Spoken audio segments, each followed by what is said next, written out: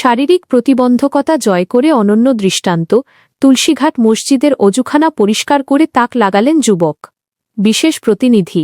শারীরিক অক্ষমতা যে মহৎ কাজের বাধা হতে পারে না, তা প্রমাণ করলেন গাইবান্ধার তুলসীঘাট বাজার জামিয়া মসজিদের এক অদম্য যুবক। নিজের শারীরিক প্রতিবন্ধকতাকে তুচ্ছ করে মসজিদের অজুখানা ও প্রস্রাবখানা নিজ হাতে পরিষ্কার পরিচ্ছন্ন করে পুরো এলাকার মানুষকে অবাক করে দিয়েছেন তিনি। স্থানীয়রা জানান, সুস্থ মানুষরাও যা করতে দ্বিধা করে সেই কাজ নিজ উদ্যোগে কোনো প্রতিদানের আশা ছাড়াই ঝকঝকে করে তুলেছেন ওই যুবক। তার এমন নিঃস্বার্থ ও ঈমানি দায়িত্ববোধ দেখে বাকরুদ্ধ স্থানীয় মুসল্লিরা।